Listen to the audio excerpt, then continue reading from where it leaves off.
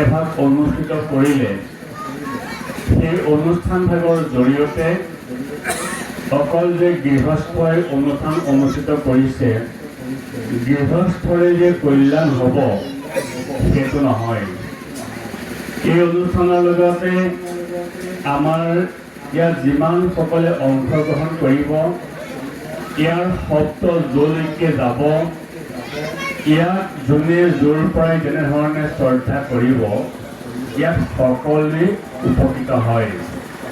সেইকাৰণে কৈছে যে জিবা কহে জিবা শুনে জিবা আনন্দিত তিনিও সমান ফল জানিবা নিশ্চিত। আমি নিশ্চিতভাৱে খাটাং হ'লোঁ যে এই ভাগৱত পাঠ যিসকলে খুব সুন্দৰকৈ শ্ৰৱণ কৰিব আৰু ইয়াত আহি কীৰ্তন কৰিব আৰু যোনে য'ৰ পৰাই শুনি বোলে আজি আমুকৰ ঘৰত ভাগৱত অনুষ্ঠান অনুষ্ঠিত কৰি শুনি বৰ ভাল লাগিছে বুলি যদি আনন্দিত কৰে সেইগৰাকীও ইয়াৰ পৰা কৃতাৰ্থ লাভ কৰিব। কিন্তু আমি যদি এই ভাগৱত অনুষ্ঠানত আমি সকলোৱে ঘৰৰ পৰা কি বুলি যে আজি ভাগৱতলৈ যাম ভাগৱতত গৈ দুআষাৰ ভগৱন্তৰ কথা শুনিম কাৰণ ভগৱন্তৰ কথা শুনিলে কি হয় আমাৰ মনবিলাক আনন্দিত হয়। সদায় ঘৰত গ্ৰাম্য কথা পাতিয়ে থাকো গ্ৰাম্য কথা কথনে মলিন হৈ মন যে সদায় গ্ৰাম্য কথা পাতি পেলাই আমাৰ মনবিলাক মলিন হৈ থাকে। কৃষ্ণৰ কথা শুনি শুদ্ধ কৰোঁ আমাৰ বাণী যে আজি ভগৱন্তৰ কথা গৈ আমি শুনি আমি ভগৱন্তৰ কথা শ্ৰৱণ কৰি আমাৰ মন আজি আমি শুদ্ধ কৰিবলৈ আহিছোঁ। আৰু কি হ'ব ইয়ালৈ আহি যদি ভগৱন্তৰ কথা শ্ৰৱণ আৰু কীৰ্তন কৰোঁ যদিও ভগৱন্তৰ ভক্তি কৈছে নৱবিধ যজ্ঞপেয়ো মাধৱৰ ভক্তি নৱবিধ শ্ৰৱণ কীৰ্তন অতি শ্ৰেষ্ঠ তৰ যে ইয়ালৈ আহি আমি যদি অকণ শ্ৰৱণ কৰিব পাৰোঁ যদি অকণ কীৰ্তন কৰিব পাৰোঁ শ্ৰৱণ কীৰ্তন কৰি বৈকুণ্ঠক যায় ধৰ্ম অৰ্থ কাম মুখ্য সবে ঐক্য পায়। যে আমি ইয়ালৈ আহিছোঁ এই অনুষ্ঠানৰ জৰিয়তে আমি বৈকুণ্ঠ প্ৰাপ্তিৰ যিটো পথ এই পথটো দেখিব লাগিব। এতিয়া তাৰ কাৰণে কি কৰিব লাগিব ইয়াত ভগৱন্তৰ কথা শুনিব লাগিব। কেনেকৈ শুনিব লাগিব যিটো জনে কৃষ্ণ কথা বিচাৰে সময় মনে ধৈৰ্য ধৰি ক্ষণেক থাকয়। ইয়াত ধৈৰ্য লাগিব ভগৱন্তৰ ধৈৰ্যৰে শুনিব লাগিব।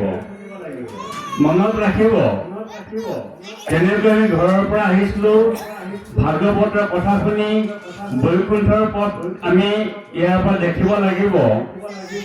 আৰু যদি আমি ইয়ালৈ আহি শুনিব নাজানো বৈকুণ্ঠৰ পথৰ পৰিৱৰ্তে আমি নৰকৰ পথো দেখিব লাগিব পাৰে। সেইকাৰণে কৈছে যিটো জনে কৃষ্ণ কথা বিচাৰে সময় মনে ধৈৰ্য ধৰি ক্ষণেক থাকয় যত তীৰ্থ স্নান দেৱ পিতৃ যজ্ঞ যাগ যোগাদিৰো ফলক পাৱই। ইয়াতে আমাৰ সমস্ত কৰ্মৰ ফল সিজিব। কেনেকৈ সিজিব যদি ভগৱন্তৰ কথা পাঠকে কেনেকৈ পাঠ কৰিছে পদবন্ধে কি কৈ গৈছে যদি আমি ধৈৰ্য ধৰি শুনি যাওঁ তেতিয়াই বৈকুণ্ঠ প্ৰাপ্তি হ'ম। যদি তাৰ পৰিৱৰ্তে আমি অন্য কথাত গুৰুত্ব দিওঁ তেতিয়া নৰকৰ পথলৈ যাব লাগিব বৈকুণ্ঠলৈ যাব নোৱাৰিম।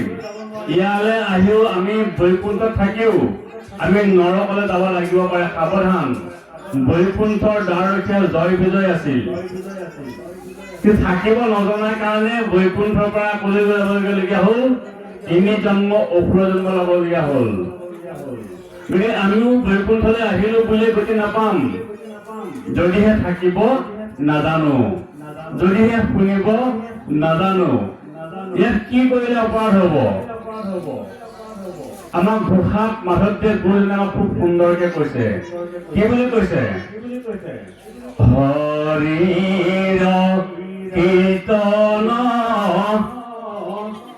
সময়ত যিজনে থাকে আন কথা পাতি,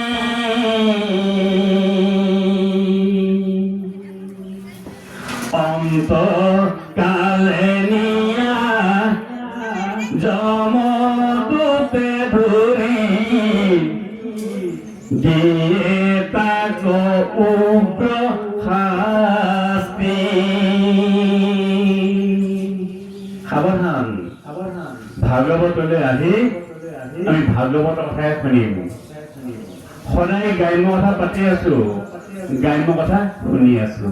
আজি অন্তত পৰীক্ষিতে 7 দিন শুনিছিল, আমাৰ 7 দিন শুনাৰ সৌভাগ্য মিলা নাই। আমি আজি এদিন পাইছো, যাতে এই দিনটোত আমি যিকোনো সময় ইয়াত থাকো, এইখন সময় যাতে আমি বৃথা নকৰো।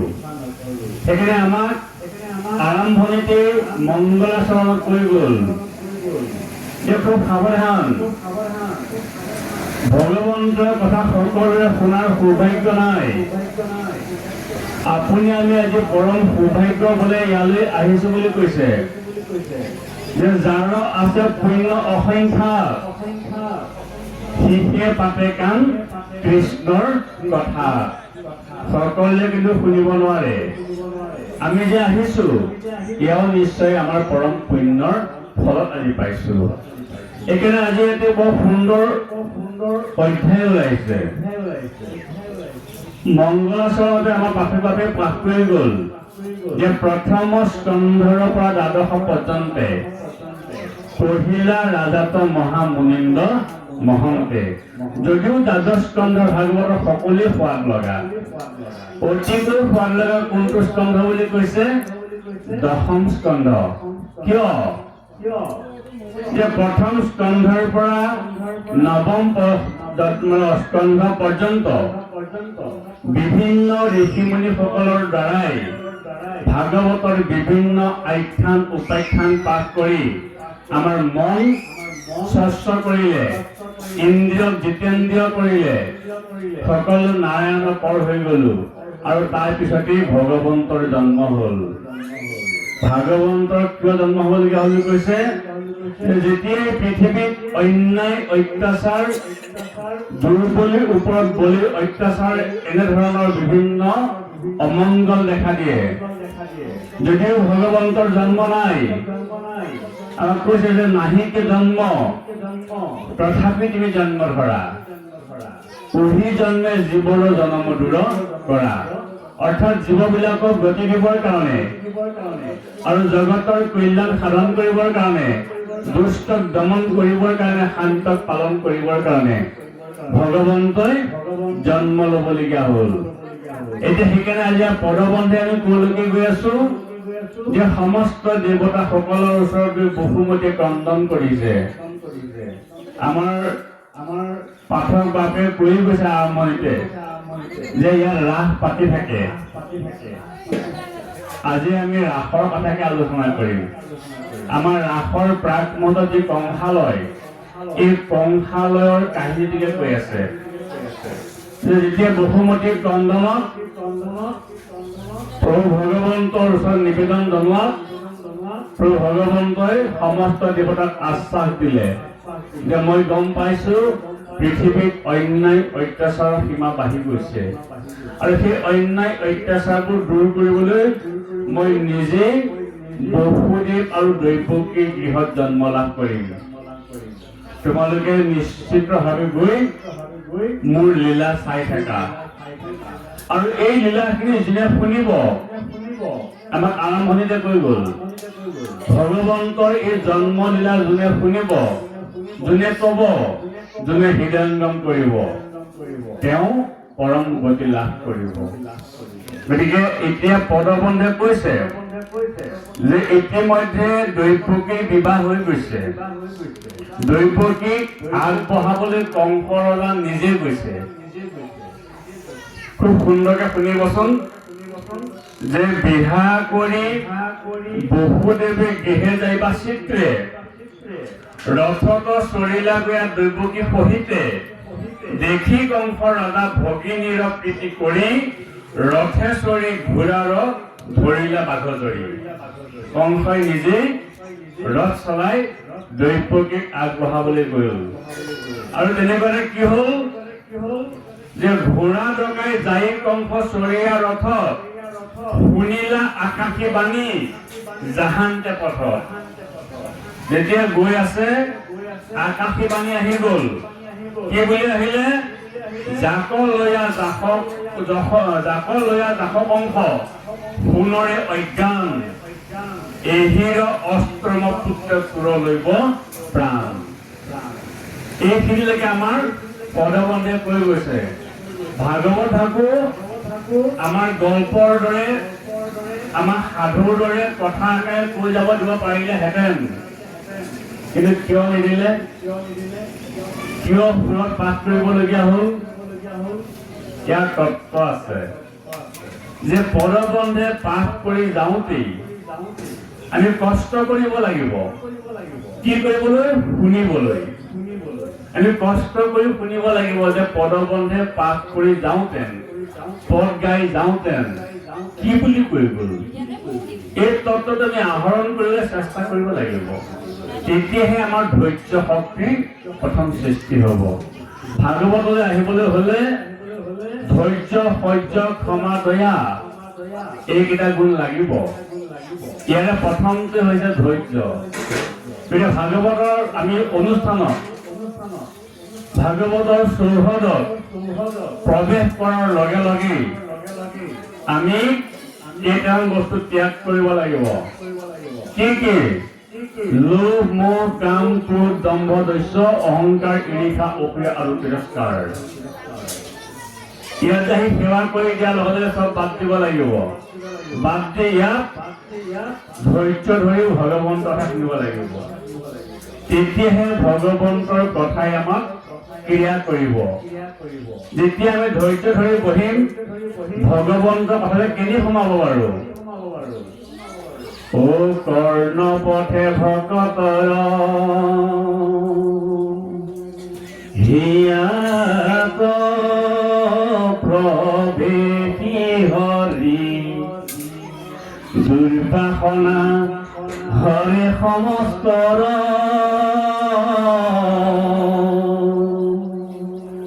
যেতিয়া ধৈৰ্য ধৰি বহিম তেতিয়াহে ভাগৱতৰ পাঠে কি কৈছে আমাৰ কৰ্ণগোচৰ হ'ব। নহ'লে বোলে আৰু পাঠ কৰি আছে, জানো কি পাঠ কৰিছে গম নাপাওঁ দেই। গ'লো আৰু বন্তি গছি জ্বলাই সেৱাটো ধৰি ঈশ্বৰক ক'লো, প্ৰভু তোমাৰ ওচৰত বন্তি গছি জ্বলাই দিছো আৰু তুমি চাবা, মই হ'লে যাওঁগে। ভগৱন্ত কৈছে তাৰ কাম নাই। বন্তি গছ জ্বলোৱাটো আমাৰ ভক্তি ভাৱ।